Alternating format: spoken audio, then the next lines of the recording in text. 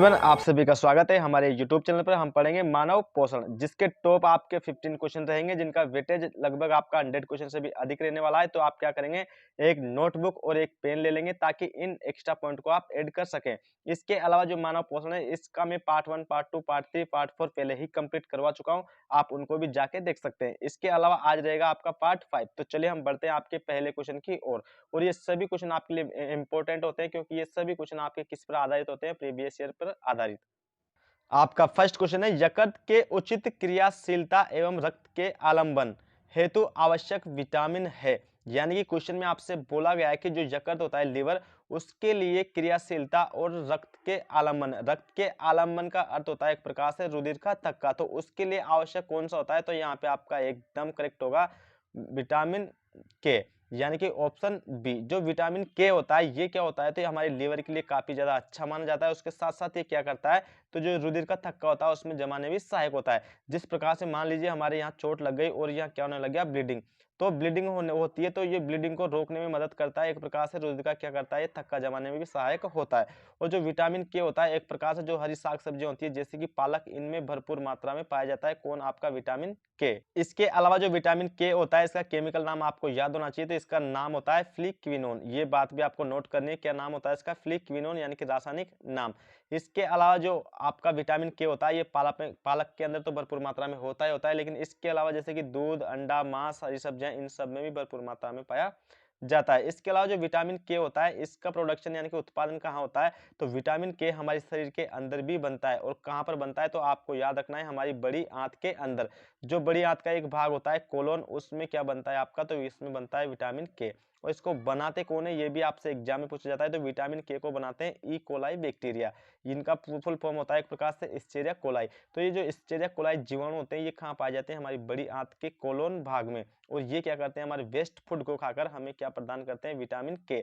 तो ये विटामिन के क्या करता है, हमारा जो लीवर होता है उसके लिए क्रियाशील होता है। और जो रुधिर का थक्का होता है, यानी कि रक्त के आलंबन में भी क्या होता है, सहायक होता है। तो इंपॉर्टेंट क्वेश्चन था, आप नोट करेंगे।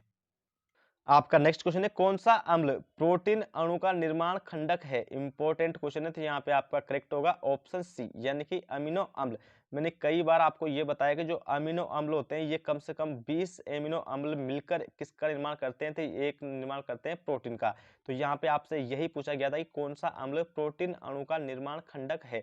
तो ये होता है आपका अमीनो अम्ल, या फिर अमीनो एसिड भी बोल सकते हैं। और कितने होते हैं आपके, 20, इनकी संख्या 20 होती है। और ये मिलकर किसका निर्माण करते हैं, एक प्रोटीन का निर्माण करते हैं।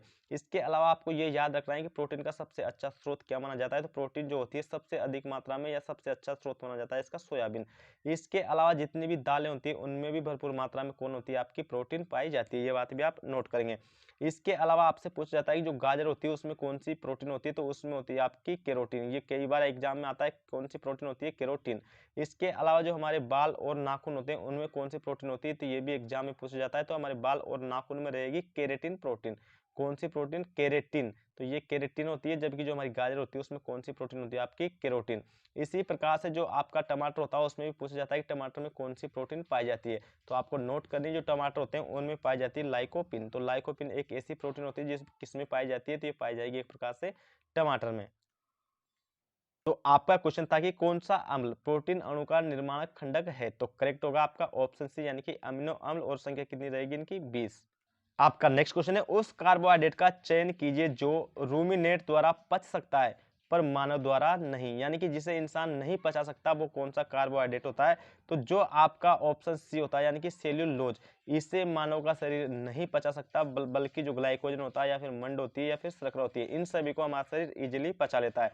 जो सेल्यूलोज होता है एक प्रकार की कॉम्प्लेक्स कार्बोहाइड्रेट होती है ये। और ये आपसे पूछा जाता है कि जो एक प्लांट होते हैं, ये प्लांट की सेल वॉल होती है, यानी कि बाहर का जो आवरण आप देख पा रहे हो जिसे कहा जाता है सेल वॉल, यानी कोशिका भित्ति। तो जो पौधे होते हैं पादप, उनकी कोशिका भित्ति किसकी बनी होती है, तो ये आपसे एग्जाम में पूछा जाता है, तो वो बनी होती है सेल्यूलोज की। और ये सेल्यूलोज क्या होता है, एक प्रकार कार्बोहाइड्रेट ही होता है। इसके अलावा आपसे ये पूछा जाता है कि जो पेड़ पौधे होते हैं उनका मृत भाग कौन सा होता है, यानी कि डेड पार्ट कौन सा होता है, तो वो भी होता है एक प्रकार से सेल्यूलोज। और इस धरती पर जो सर्वाधिक कार्बोहाइड्रेट पाई जाती है वो भी कौन सी पाई जाती है, सेल्यूलोज। इसके अलावा सेल्यूलोज प्लांट का क्या होता है, तो ये प्लांट का सबसे कठोर भाग भी माना जाता है। ये पॉइंट भी आपको ऐड करना है। इसके अलावा कुछ पॉइंट आपसे एग्जाम में पूछ ले जाते हैं, जैसे कि मैं आपको ऐड करवा देता हूँ। जो प्लांट होते हैं उनकी कोशिका भित्ति किसकी बनी होती है? सेलुलोज की। लेकिन इसी प्रकार से आपसे पूछी जाती है कि जो कवक होते हैं, एक प्रकार से क्या होते हैं? कवक, जिसे हम बोल सकते हैं यहाँ पे फंजाई। तो जो कवक होते हैं उनकी कोशिका भित्ति किसकी बनी होती है? ये आपसे पूछी जाती है, तो ये बनी होती है काइटिन की। और काइटिन भी क्या होता है? तो एक प्रकार का कार्बोहाइड्रेट ही होता है। तो इसकी बनी होती है कोशिका भित्ति किसकी? कवक की। इसके अलावा आपसे एग्जाम में पूछी जाती है कि जो जीवाणु होते हैं यानी कि बैक्टीरिया, उनकी कोशिका भित्ति किसकी बनी होती है? तो जीवाणु की कोशिका भित्ति किसकी बनी होगी? ये भी आपको नोट करना है। तो ये बनी होती है पेप्टिडोग्लाइकेन की। ये इंपॉर्टेंट है, ये भी कई एग्जाम में पूछा जाता है। तो जो पेप्टिडोग्लाइकेन होता है ये क्या होती है? एक प्रकार से जीवाणु की सेल वॉल होती है, यानी कि कोशिका भित्ति होती है। और मैंने आपको ये बता दिया कि जो पादप होते हैं यानी कि प्लांट्स, उनकी कोशिका भित्ति किसकी होती है? तो वो बनी होती है सेल्यूलोज की। जो पौधों का क्या होता है? एक प्रकार से मृत भाग होता है, वो सबसे कठोर भाग ही पौधों का सेल्यूलोज ही माना जाता है। तो आपका क्वेश्चन था कि उस कार्बोहाइड्रेट का चयन कीजिए जो रूमिनेंट द्वारा पच सकता है। यानी कि जो हर प्रकार के जीव जंतु होते हैं एक प्रकार से, या फिर वो तो पचा सकते हैं लेकिन इसे मानव नहीं पचा सकता। तो कौन होता है? वो आपका सेल्यूलोज। इसके अलावा एक क्वेश्चन आपने सुना होगा कि जो कैप्सूल होते हैं हमारी दवाई गोली वाले कैप्सूल, उनकी जो ऊपर की कवर होती है वो भी किसकी बनी होती है? सेल्यूलोज की। लेकिन आपको ऑप्शन में जिलेटिन भी मिल सकता है। तो ये आपका जो कैप्सूल होता है उसकी ऊपर की कवर या तो जिलेटिन की बनी होती है या फिर किसकी बनी होती है? सेल्यूलोज की। आपका नेक्स्ट क्वेश्चन है, खाद्य के मुख्य घटक कार्बोहाइड्रेट, प्रोटीन, वसा, विटामिन तथा खनिज हैं और यह कहलाते हैं। तो यानी कि जो कार्बोहाइड्रेट होता है, प्रोटीन होती है, वसा होती है, विटामिन होते हैं, खनिज होते हैं, ये कहलाते क्या हैं? तो ये कहलाते हैं पोषक तत्व। तो यहाँ पर आपका ऑप्शन डी नहीं था, तो ऑप्शन डी आपका एकदम करेक्ट होगा, यानी कि पोषक तत्व। जो कार्बोहाइड्रेट होता है, प्रोटीन होती है या फिर वसा होती है, विटामिन होते हैं या फिर आपके खनिज लिए, तो होते हैं, ये ये दोनों सभी आपको कहलाते क्या नोट हैं? तो ये करने हैं। सभी कहलाते हैं एक प्रकार आपका से नेक्स्ट पोषक क्वेश्चन है तत्व। तो एग्जाम में अल्कोहल। पूछा गया था, ये भी आपके लिए इंपॉर्टेंट है। इसके अलावा जो पोषक तत्व होते हैं आपके, ये दो प्रकार के होते हैं। एक होते हैं कार्बनिक और एक होते हैं आपके अकार्बनिक। तो ये भी पॉइंट आपसे पूछा जाता है कि अकार्बनिक कौन से होते हैं और कार्बनिक कौन से होते हैं। तो कार्बनिक पोषक तत्व वो होते हैं जिनके अंदर कार्बन पाया जाता है, और अकार्बनिक वो होते हैं जिनके अंदर कार्बन नहीं पाया जाता। तो कौन कौन से होते हैं? जैसे कि पानी, आपने सुना होगा पानी क्या होता है? एक अकार्बनिक यौगिक होता है। इसके साथ साथ जो हमारे खनिज होते हैं, तो ये भी क्या होते हैं? आपके अकार्बनिक यौगिक ही होते हैं।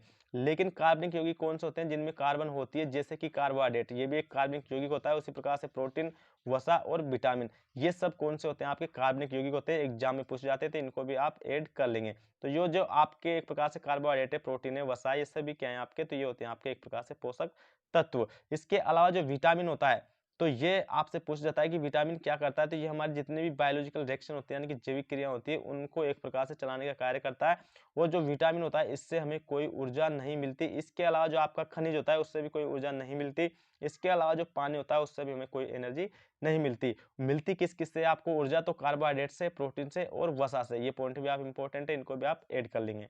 आपका नेक्स्ट क्वेश्चन है, एंजाइम मुख्य रूप से बने होते हैं। तो यहाँ पे करेक्ट होगा आपका ऑप्शन सी, यानी कि प्रोटीन।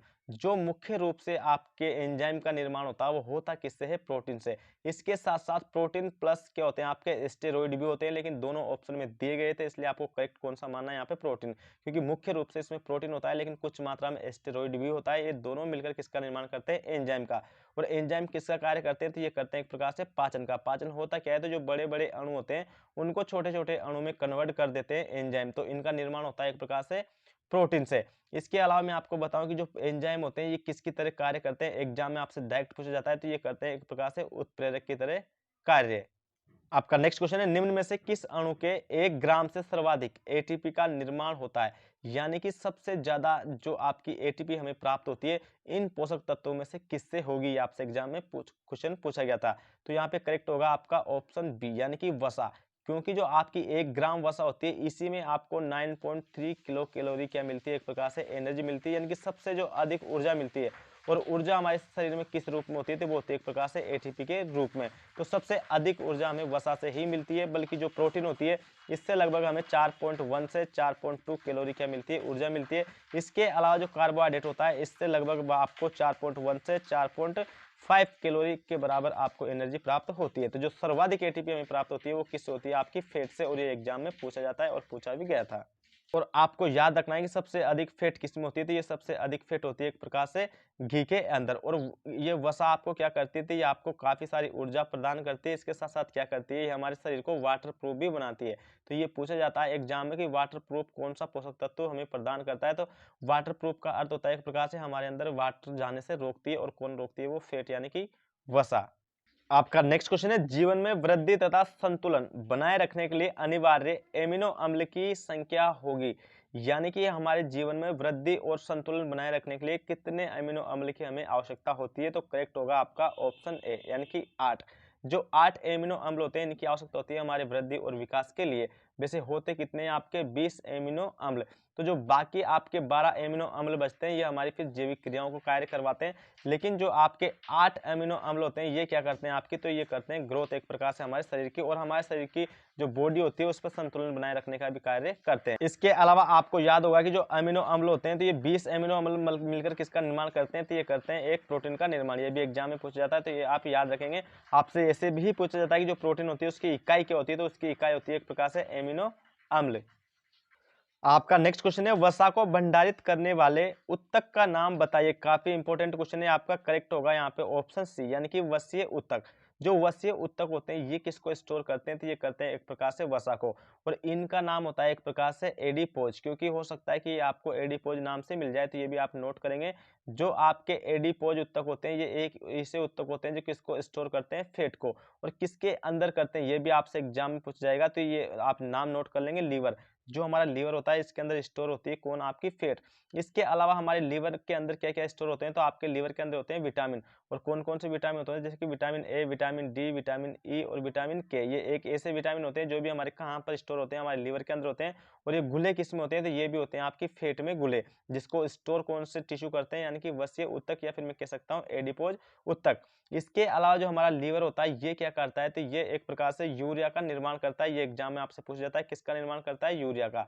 और इस यूरिया को ये किस में कन्वर्ट करता है? ये भी आपसे पूछा जाता है। तो इसको करता है ये अमोनिया के अंदर। इसके अलावा ये क्या बनाता है? एक प्रकार से बाइल जूस बनाता है, यानी कि पित्त रस बनाता है। जो करता क्या है? तो ये करता है आपकी वसा का एक प्रकार से पाचन, यानी कि डाइजेशन। और कहाँ करता है? हमारी छोटी आंत के अंदर।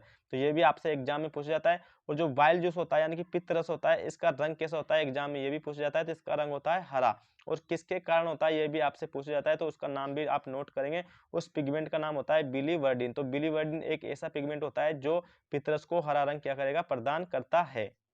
इसके अलावा जो हमारा लीवर होता है यानी कि यकृत होता है, ये हमारे शरीर की सबसे बड़ी क्या मानी जाती है? आंतरिक ग्रंथि मानी जाती है। ये पॉइंट भी आप नोट करेंगे। इसके अलावा जो हमारे शरीर का सबसे बड़ा आंतरिक अंग होता है वो भी कौन होता है आपका? तो वो भी लीवर को ही माना जाता है। आपका नेक्स्ट क्वेश्चन है, वसा तेल युक्त भोजन, यानी कि ये वसीय होगा, सॉरी आपका वसीय तेल युक्त भोजन में बदबूदार गंध को विकसित होने से रोकने के लिए उसमें मिलाए जाने वाला पदार्थ है। तो यहाँ पे करेक्ट आंसर होगा आपका ऑप्शन सी, यानी कि प्रतिऑक्सी कारक।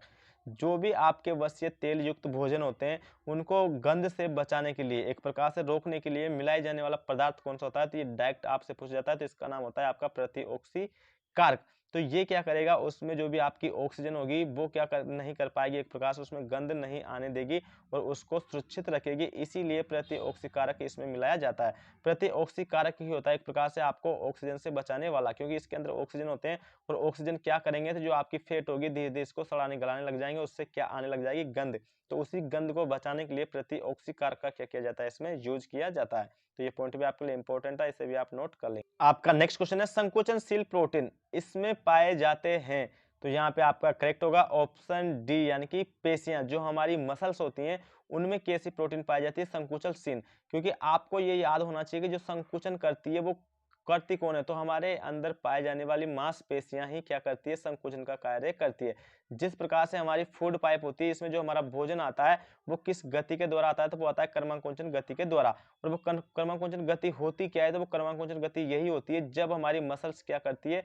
संकुचन करती है और क्या करती है? रिलैक्स करती है। तभी ये आपका जो खाना होता है हमारे पेट के अंदर जाकर पहुंचता है। तो जो आपका यहाँ पे इसी सब से आपको पहचान में आ जाएगा कि संकुचनशील प्रोटीन कौन सी होगी, तो कहाँ पर पाई जाएगी? आपकी पेशियों के अंदर। आपका नेक्स्ट क्वेश्चन है, कोलेस्ट्रॉल है एक। काफी इंपॉर्टेंट है आपका 2021 का क्वेश्चन है। तो यहाँ पे करेक्ट होगा आपका ऑप्शन डी, यानी कि जंतु वसा में पाए जाने वाला वसीय एल्कोहल। यानी कि जो कोलेस्ट्रॉल होता है एक प्रकार से ये वसा का ही रूप होता है। इसके अलावा जो ये कोलेस्ट्रॉल होता है इसका निर्माण जो हमारा लीवर होता है यानी कि यकृत ये करता है। और कितनी परसेंट करता है? तो ये करता है एक प्रकार से 75%। इसके अलावा 25% जो कोलेस्ट्रॉल होता है हम खुद वसा के रूप में एक प्रकार से खाते हैं, लेकिन जो हमारा लीवर होता है ये भी इसका निर्माण करता है और कितना प्रतिशत करता है ये एग्जाम में पूछा जाता है, तो ये करता है आपका 75%। आपका नेक्स्ट क्वेश्चन है राइबोफ्लेविन है एक, तो यहाँ पे आपका करेक्ट होगा ऑप्शन सी यानी कि विटामिन, क्योंकि जो राइबोफ्लेविन होता है ये क्या एक प्रकार से जो आपका विटामिन बी2 होता है उसका रासायनिक नाम होता है, ये आपको याद होना चाहिए। जो विटामिन बी2 है उसका रासायनिक नाम क्या होता है, यहाँ पर राइबोफ्लेविन होता है। और जो राइबोफ्लेविन होता है ये क्या करता है, तो जो हमारी गाय होती है उस गाय का जो दूध हल्का पीला होता है वो भी किसकी वजह से होता है, तो वो होता है एक प्रकार से विटामिन बी2 की वजह से। और इसी को कहा जाता है एक प्रकार से केरोटिन, क्योंकि केरोटिन भी क्या करता है, तो ये हमारी जो गाय की दूध होती है वो एक प्रकार से दूध होता है उसे भी पीला रंग प्रदान करता है। तो विटामिन बी2 को ही पीला विटामिन कहा जाता है, इसी का रासायनिक नाम होता है यहाँ पे राइबोफ्लेविन। तो होता क्या है, ये एक प्रकार का विटामिन होता है। और जो विटामिन बी2 होता है ये हमारी स्किन यानी कि त्वचा के लिए काफी ज्यादा अच्छा माना जाता है। जो हमारे गाल होते हैं, त्वचा होती है, इसकी कमी से क्या होता है, इनमें दरारें पड़ने लग जाते हैं और हमारे मुंह में छाले भी बन जाते हैं, और किसकी कमी से, विटामिन बी2 की कमी से। तो जितने भी आपके डेयरी प्रोडक्ट होते हैं ये सभी इसके स्रोत होते हैं, यानी कि जैसे कि दूध, दही, मक्खन, घी सभी अच्छे माने जाते हैं स्रोत किसके, विटामिन बी2 के। और इसी विटामिन बी2 को क्या कहा जाता है, पीला विटामिन कहा जाता है। ये पॉइंट भी आप नोट करके रखेंगे। आपका नेक्स्ट क्वेश्चन है विकर किसके बने होते हैं, काफी इंपॉर्टेंट क्वेश्चन है, क्योंकि इस विकर का अर्थ क्या होता है, एक प्रकार से एंजाइम। क्या होता है, विकर का मतलब ही होता है एक प्रकार से एंजाइम। तो एंजाइम किसके बने होते हैं, क्वेश्चन आपसे ये पूछना चाहता है, तो यहाँ पे करेक्ट होगा आपका ऑप्शन सी यानी कि अमीनो अम्ल। क्योंकि मैंने ये कहा आपसे कि जो 20 एमिनो अम्ल होते हैं आपस में मिलकर निर्माण किससे का करते हैं, ये प्रोटीन का। और मैंने आपको ये भी बताया था कि प्रोटीन से ही मिलकर ही किसका निर्माण होता है, एंजाइम का, जो क्या करते हैं फिर हमें पाचन का कार्य करवाते हैं। और किसकी तरह कार्य करते हैं ये, तो ये करते हैं एक प्रकार से उत्प्रेरक की तरह कार्य। तो ये सभी महत्वपूर्ण पॉइंट है, आपसे पूछे जाते हैं। जो एंजाइम होते हैं पाचन करवाते हैं और उत्प्रेरक तरह कार्य करते हैं, इनका निर्माण किस होता है, प्रोटीन से। और ये जो आपके अमीनो अम्ल होती है ये क्या होती है, एक प्रकार से प्रोटीन की इकाई ही होती है। तो विकर किसके बने होते हैं, तो ये बने होते हैं अमीनो अम्ल के, या मैं कह सकता हूँ प्रोटीन के। आपका नेक्स्ट क्वेश्चन है मानव तंत्र में विटामिन क्या नहीं करते हैं, यानी कि जो हमारा मानव तंत्र होता है उसके अंदर विटामिन का क्या कार्य नहीं होता है। तो चार ऑप्शन में से आपको एक ऑप्शन करेक्ट चुनकर हमें बताना है। तो यहाँ पे करेक्ट होगा आपका ऑप्शन डी यानी कि ऊर्जा प्रदाता के रूप में। जो विटामिन होते हैं, मैंने आपको बताया था कि विटामिन हमें ऊर्जा नहीं देते, तो करवाते क्या है आपकी ये, जैसे कि जैविक क्रियाएं, या फिर हम बोल सकते हैं एक प्रकार से उपापचय क्रियाएं। तो जितनी भी हमारी जैविक क्रिया होती है, उपापचय क्रिया होती है, जो दिन भर हमारे शरीर में होती है, जैसे कि पाचन होता है, श्वसन होता है, इन सभी क्रियाओं को करवाने के लिए किसकी आवश्यकता होती है, विटामिन की। इसके अलावा विटामिन क्या करते हैं, हमारे शरीर की ग्रोथ करते हैं, वृद्धि करते हैं, और साथ साथ ही क्या होते हैं, एक प्रकार से पाचन में भी सहायक होते हैं। तो जैसे कि ऑप्शन ए में देख सकते हैं आप, वृद्धि में सहायक होते हैं, उपापचय औषधि में सहायक होते हैं, उसी के अलावा ये पाचन में भी सहायक होते हैं। तो ये तीनों कार्य तो विटामिन के होते हैं, लेकिन कौन सा कार्य नहीं होता, तो इनका कौन सा कार्य नहीं होगा, यहाँ पे ऑप्शन डी यानी कि ऊर्जा, क्योंकि ये ऊर्जा हमें प्रदान नहीं करते। इसके अलावा जो विटामिन होते हैं तो ये हमें किस प्रकार की बीमारियों से बचाते हैं, तो जितनी भी आपकी कोई सी भी बीमारियां हो सकती है उन सभी बीमारियों को बचाने का कार्य भी कौन करते हैं, विटामिन। आपका नेक्स्ट क्वेश्चन है विटामिन ए की कमी से कौन सा रोग हो सकता है, इंपॉर्टेंट है, यानी कि आपसे पूछा गया है कि जो विटामिन ए होता है इसकी कमी से कौन सा रोग आपको हो जाएगा। तो यहाँ पे करेक्ट होगा आपका रात्रि अंधता। इसका अर्थ होता है एक प्रकार से नाइट ब्लाइंडनेस, जिसे हम बोलते हैं रतौंधी। तो जो विटामिन ए होता है इसकी कमी से कौन सा रोग होता है, रतौंधी रोग होता है। इस प्रकार से आपसे एग्जाम में पूछा गया था, तो इसको भी आप नोट कर लेंगे।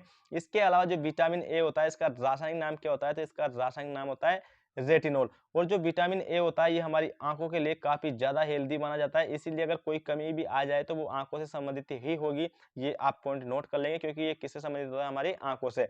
और जो विटामिन ए होता है इसकी भरपूर मात्रा किसमें होती है, तो इसकी भरपूर मात्रा होती है गाजर में। इसके अलावा जितनी भी हरी साग सब्जियां होती है उनमें भी विटामिन ए की भरपूर मात्रा होती है।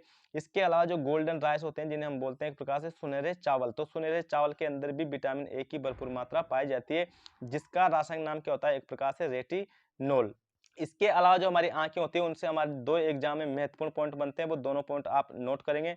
जैसे कि फर्स्ट पॉइंट आपसे ये पूछा जाता है कि जो हमारी आंखों की रेटिना होती है उस रेटिना का कार्य क्या होता है। तो जो हमारी आंखों की रेटिना होती है इस पर बनती है इमेज, यानी कि प्रतिबिंब। ये आपसे एग्जाम में पूछा जाता है, जो प्रतिबिंब होता है हमारी आंखों के किस भाग पर बनता है, तो प्रतिबिंब यानी कि इमेज बनती है रेटिना पर। और कैसी बनती है ये भी आपको याद रखनी है, तो वो बनती है एक प्रकार से उल्टी। कौन सी बनती है, उल्टी और आभासी। इसके अलावा सेकंड पॉइंट आपकी आंखों से ये पूछा जाता है कि जो हमारी आंखों का कोर्निया भाग होता है ये क्या किस काम में आता है। तो जब भी हम दान करते हैं हमारी किस आंखों के भाग को करते हैं, तो वो भी करते हैं हम कोर्निया को। और इसके अलावा कोर्निया से एक क्वेश्चन और बनता है कि जो सबसे पहले प्रकाश प्रवेश करता है हमारी आंखों के किस भाग में करता है, तो वो भी करता है कोर्निया के अंदर। ये सभी पॉइंट आपके लिए इंपॉर्टेंट थे, इन सभी को आप नोट कर लेंगे। तो आई होप कि आपको वीडियो पसंद आया होगा। अगर वीडियो पसंद आया तो वीडियो को सबसे पहले तो लाइक करें, फिर शेयर करें और स्वस्थ रहें, मस्त रहें। जय हिंद, जय भारत।